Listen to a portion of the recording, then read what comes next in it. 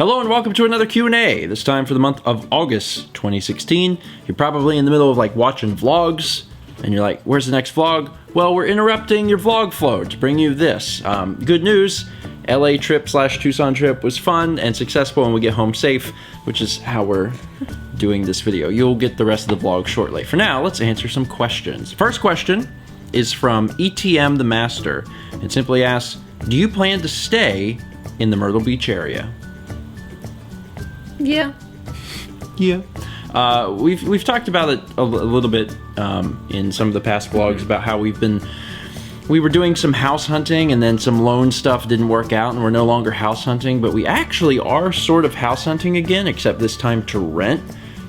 Short story, I mean, we need a bigger place. We need more room. I don't even really know how Mao is doing Mao Makes right now. It's in this big of a spot. So we are looking for a bigger place, but we are planning to stay in the Myrtle Beach area for the foreseeable future. Next question is from Donnie E. Has Mao or your parents completely taken the journey? No. Mao has not. Mao has not. Because I don't watch anything that now. You don't watch anything that you have experienced personally. Yes. Whenever we were long distance, you watched the vlogs. Mm-hmm. Or like when you went to visit Emil and filmed the Runaway Guys, I watched them. Yeah, because you wanted to see what you did. What was going on. I would almost say that when we were long distance that you probably really looked forward to those, because it was like, I get to see my boyfriend and then later, fiance. So I guess that was really cool. As far as my parents have taken the journey in the sense that they have seen every single vlog. I mean, there's never been a time where they said, you know what, let's start over and watch them from the start. But ever since I started releasing them, my parents have watched them.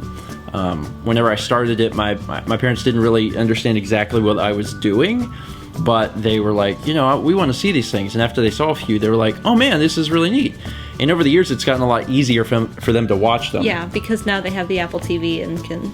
Now they actually sit down on the couch and watch them. It used to be that they would go into the office and put them full screen on their little 4x3 little monitor, and they would actually sit there and watch them. But now it's on the TV, so it's a lot easier for them. But my parents have seen every single vlog. They don't watch all the Let's Play stuff.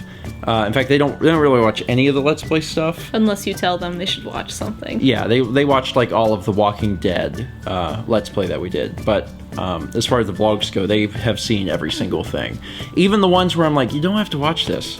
I told them recently, I was like, you guys can skip the Dragon Ball Z reviews. Like, you're not going to miss anything if you skip them. They are specifically about reviewing this show that you haven't seen that you're not going to watch. And they're like, no, it's cool. We like watching. I'm like, all right. Anyway, next question is from TachiGamer96. If you won $50 million, what would you do? Would you keep doing YouTube? I mean, even if we won, like, a small percentage of that. Mm-hmm. Like, pay off loans. Yeah. The amount of money that we win would not matter. The first thing that would happen is we would pay off loans. Student debt. Yeah, we would kill off the student debt, and then we would probably buy a place.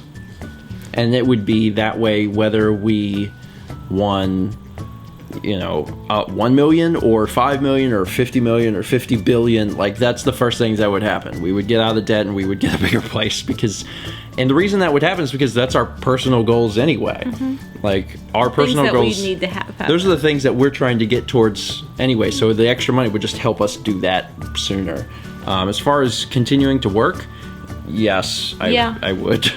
And you would too. Mm-hmm. It's just, what we do is, like, yes, it's a job, and yes, it's for money, but we also do it because we love it. And even if we had $1 jillion and we didn't have to work, we would probably still work. Do you think you would still, like, release videos every day? I mean, the vlog probably because it's daily, but... I think the format would change, maybe. I'm not exactly sure how it would change, but I think it would change. I would also probably hire someone to edit my stuff. so I could focus more and just solely on creating and less with all the stuff in post. I'd probably still edit vlogs, but I would probably assign all of the Let's Play editing to someone else. That's what I think. But we could travel. Yeah, actually, that's one. I would get a good laptop, and then we would travel more probably, and we would make sure that the videos were coming out like while we travel. We could turn it into like a travel vlog or something. I don't know. Take a month and go. Yeah, I mean that sort of thing already happens on the channel. It's just we could do it better. We could do it better and more often, but also when it happens, when I get back, I'm like, oh my god, I'm dying, we're behind, I'm dying. And that's not good. Also, that happens before we leave too. It's just in preparation of leaving. So that stuff would be gone. So yeah, $50 million would be great. We should probably try and win that. Next question is from IKnowHowToSpellDog. Oh, our friend. Stephen, have you ever tried painting? I was gonna ask you this question. Have I ever tried painting? Have you ever painted? Do you know if I've ever painted? Yes. What's the answer? I'm gonna count your ink wash. Oh, okay. Okay. And So, I'm also gonna count your that color theory book. You have 2 small like actual paintings in there you did. Okay.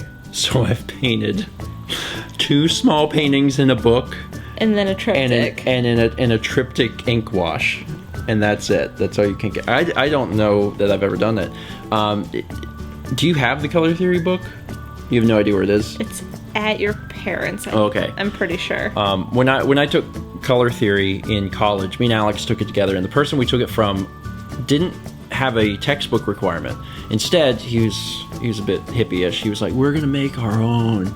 And we're like, all right. So we did. We made our own, and he gave us the information, and we wrote it down. It was like... You had, like...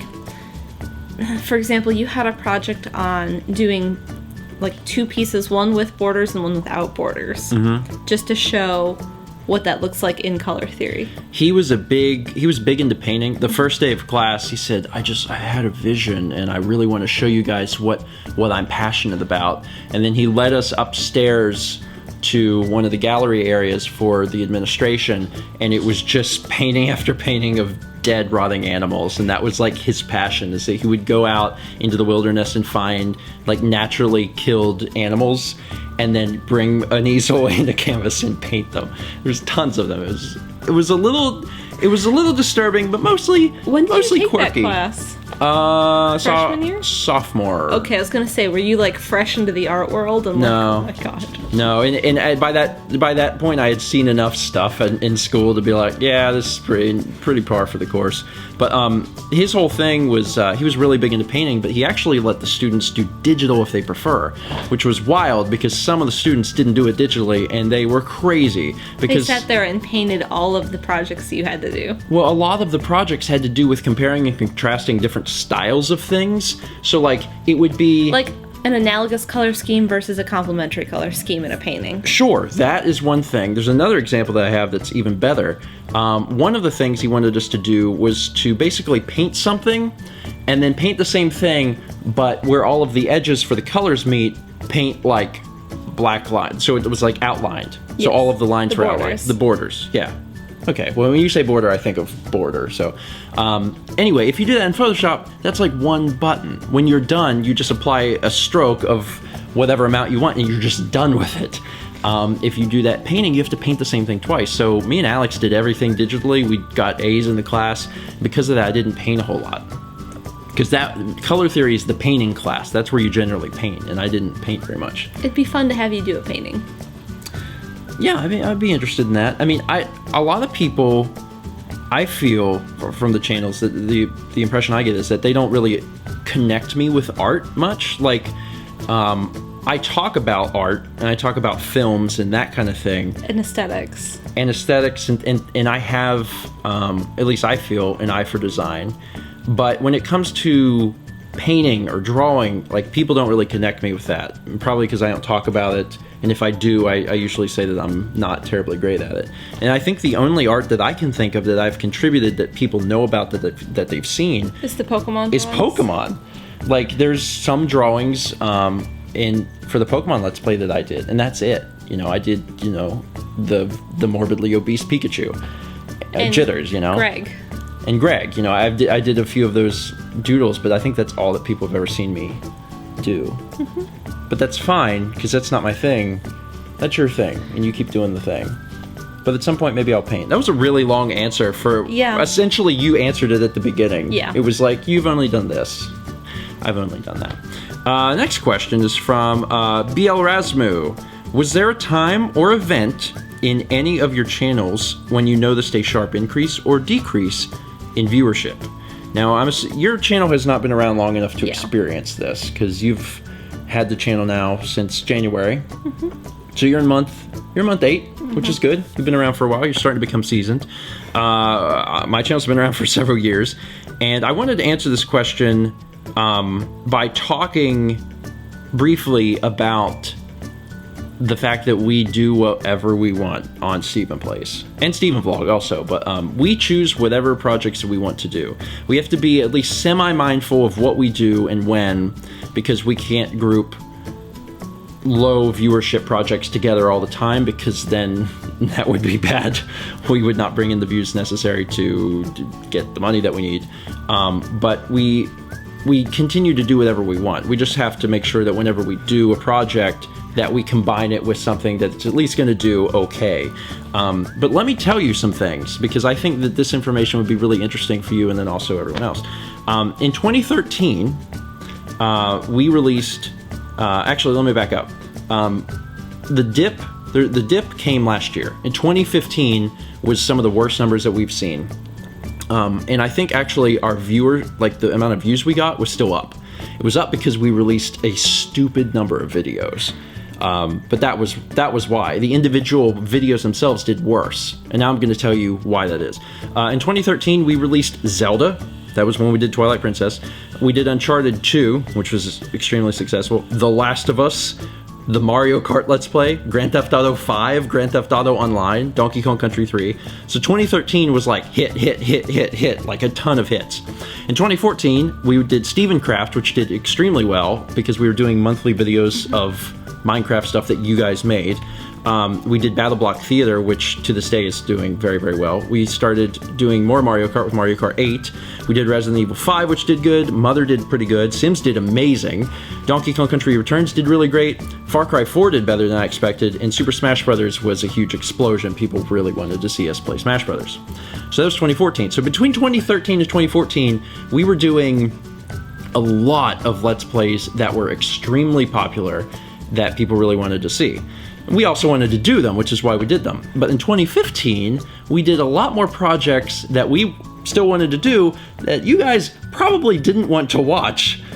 We didn't care, but it definitely, I noticed the numbers. In 2015, we did Little Big Planet 3, which was pretty well received, but definitely not as well received as Little Big Planet 2. And that had nothing to do with the way we did it. It had everything to do with just how the game was reviewed. You know, people were like, this game's not as good. Assassin's Creed Brotherhood. I mean, we're now getting pretty deep into the Assassin's Creed games, and people are more interested in like the big staple, you know, 1, 2, 3, that kind of thing. Halo 2, which it's a great game and we love it, but for the audience that watches Stephen Plays, there's a much bigger percentage that are not interested in the Halo series, understandably. The best series that we had in 2015 was Pikmin. Pikmin did very, very well. First-party Nintendo titles tend to do really well. We had a lot of fun with it, although there was also a ridiculous amount of frustration over our ineptitude.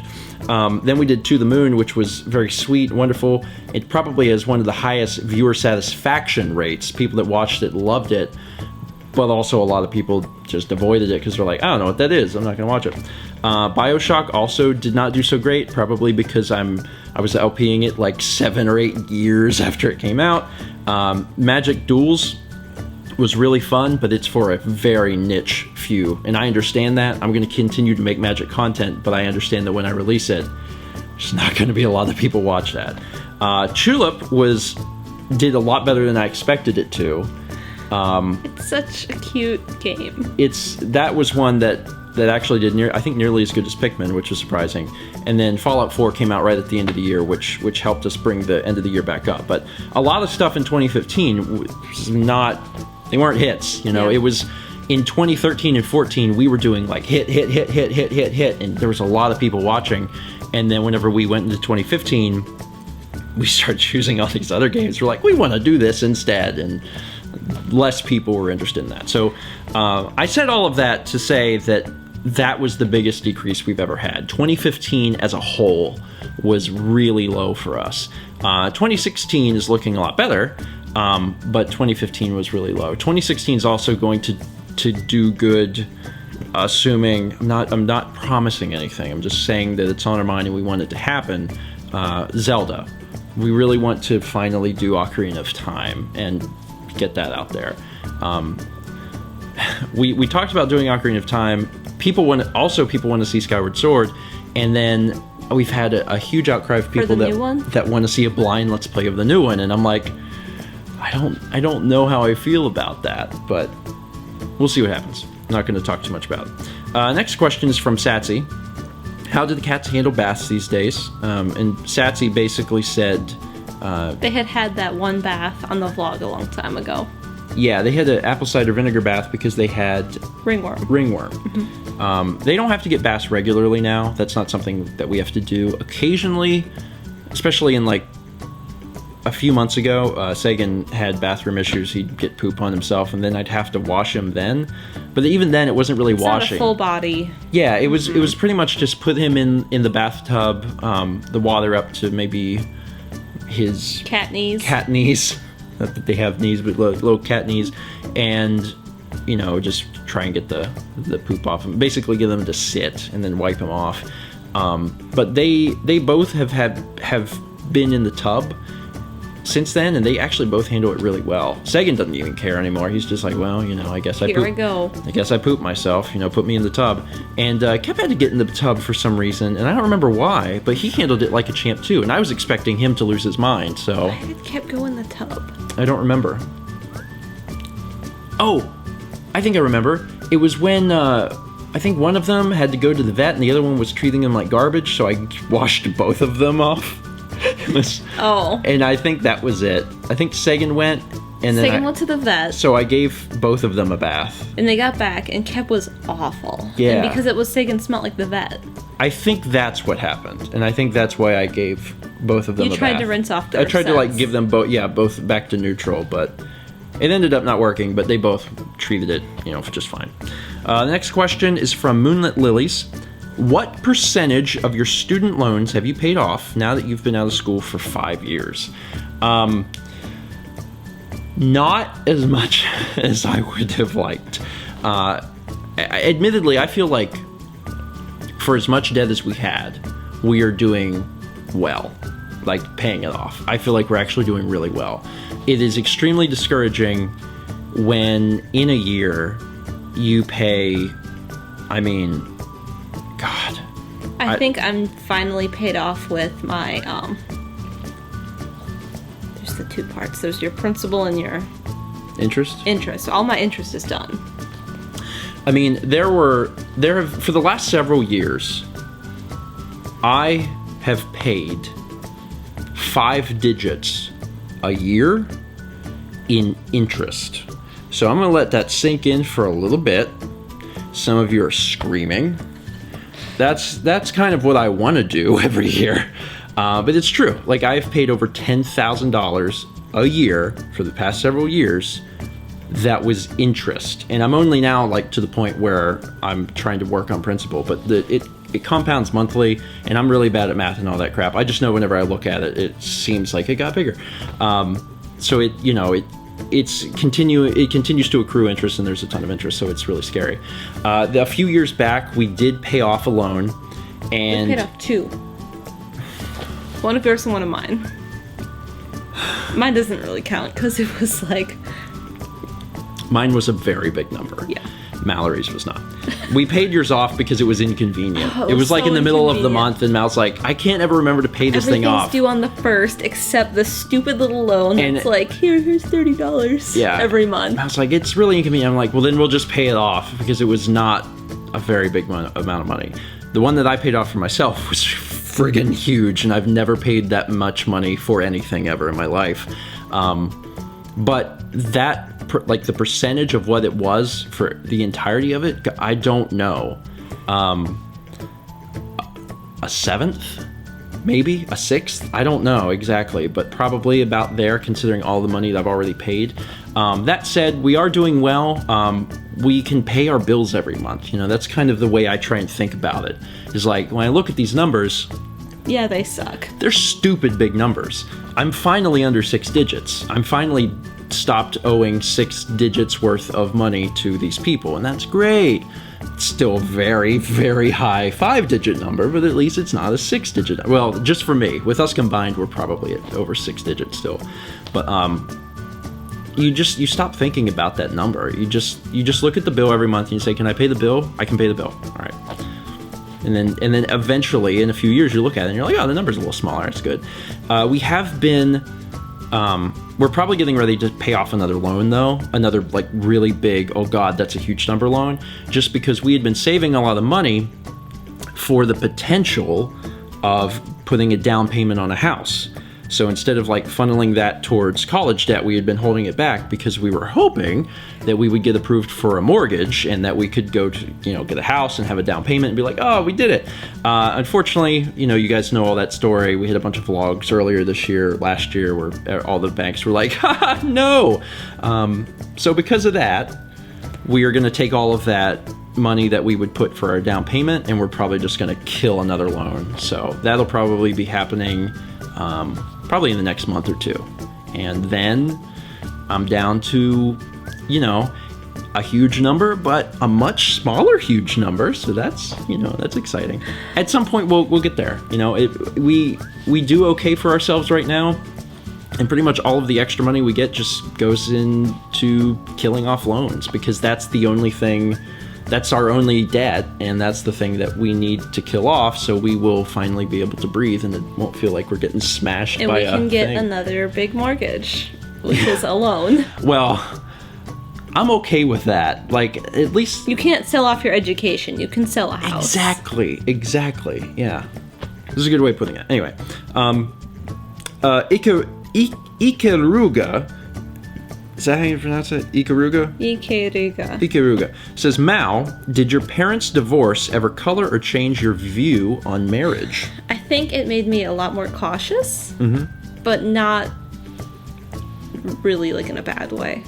I mean, there are some people, even, you know, friends of ours, that have talked about, you know, their relationships and the fact that, you know, they had a divorced family, divorced parent, and how that has very much affected them, you know, it affected their trust and things of that nature. But I mean, from my end, I've never gotten that impression from you. I remember it was kind of a worry, like, when we got engaged, like, you know, my parents got divorced, do you think we will?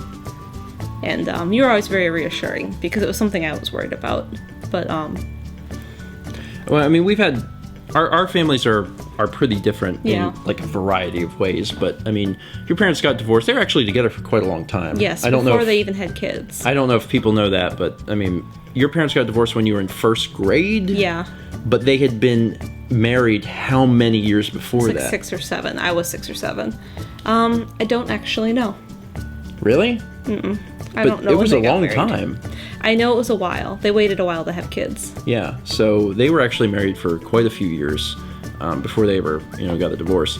So Mao comes from, you know, divorced home, and then my parents they just celebrated, what, like 32 years? I don't know. I think 32 or 33 years, so very different backgrounds, families, but it does not, I mean, the thing is, like, you're not your parents, you're not your family, you're your own person. So I think that's probably one of the things I told you. I was like, you know what, don't worry about this. Do you like me? Because I like you. I think we can make this work. Yeah, and it's different too, like my aunts and uncles. I have a lot of them. I have a ton of them. You have, like, between both sides of the family, you have, like, 14? No, it's more like 19. My mom's middle-ish of 13, and my dad's second oldest of Oh, 8. 6, so, 8? Yeah. Okay, yeah, you got a lot. So, I mean, I've seen a lot of, like, relationships and just... yeah.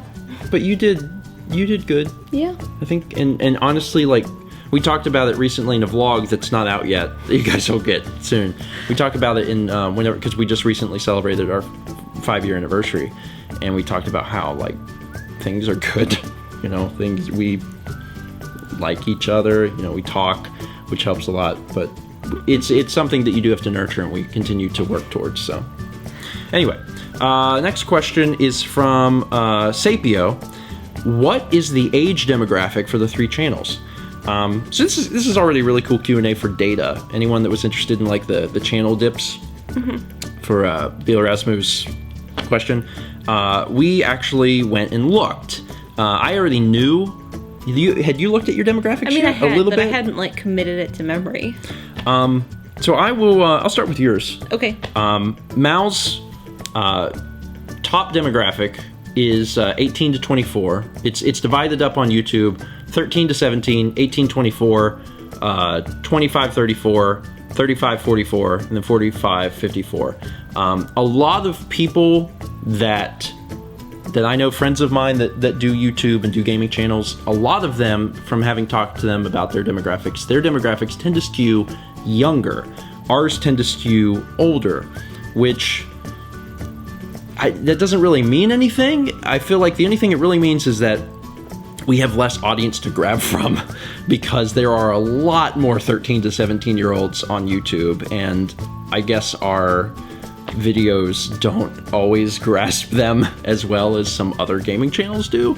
But that's the trend that I've noticed, is that our channels have always skewed higher on the demographic scale than some other people. So Mal's top one is 18 to 24 with 32% of viewers. Then next is 25 to 34 with 23%. So that's your highest one, is basically 1834. And then you go back to 13-17 with 8.9%. And then you've got 4.7% at 35 to 44 and 2.8% at 45 to 54. And all of these numbers, by the way, are strictly male viewers, but from looking at all the data, like it's the same.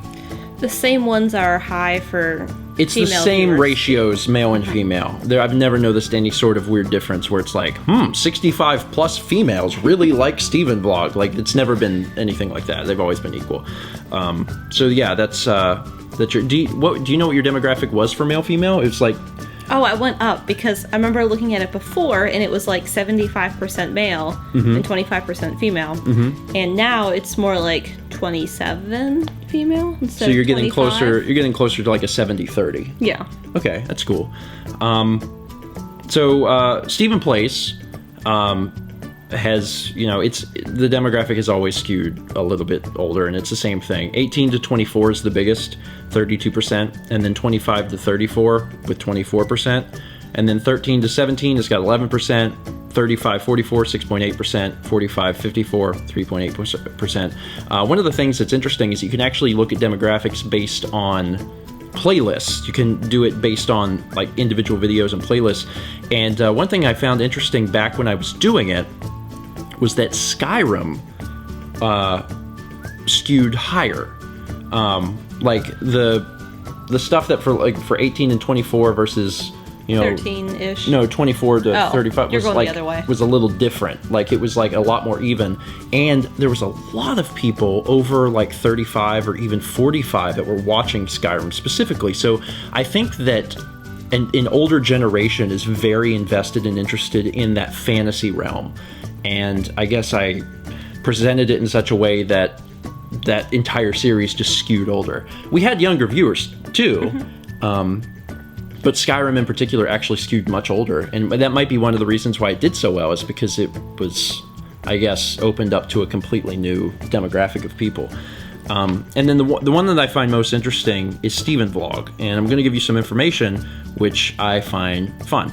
The lifetime demographics, which is the average of since the channel was born to now. It's 18-24 is the biggest one again at 39%, and then 25 to 34 at 20%. Then 13, 17, 13%, etc. The thing that's interesting to me is that has changed over time. In terms of statistics, like, it's a pretty big change. What's happened is the 18-24 and the next one, the 25 to 34, have slowly started to shift. So it's almost as if, as the vlog went on over the years and I got older, the audience also got older, which is really, really interesting. Yeah. Like the 13 to 17-year-olds also went down. Like, it's down to 10% so everyone's now. kind of aging. So as StephenVlog has aged, the audience has aged. Obviously, the viewership has went up, the subscribers went up. We still have a lot of people. It's just the people watching now are older. It's a much older crowd. So you guys have grown up. So maybe that's it. Maybe Not that's you. it. Yeah, no, I know. Like, the audience themselves have grown up. They've grown up with me. Not you. But I haven't grown up. That's never happened. Anyway, a lot of interesting, like, information in there. Hope you guys find that as interesting as I did. And then the final question for this Q&A is from Sukiinpink. I think that's probably it. Do you two have nicknames / terms of endearment for each other? I call you honey a lot. You call me honey. Any other names you have for me? Stephen. That's my name. It's true. Yeah, you do call me honey. It's probably one you call me the most. Or dear. Sometimes you call me love. And I call you that too. You don't really, that's the thing though, you don't really have like a specific name that you use over and over. I call you whatever comes to my mind.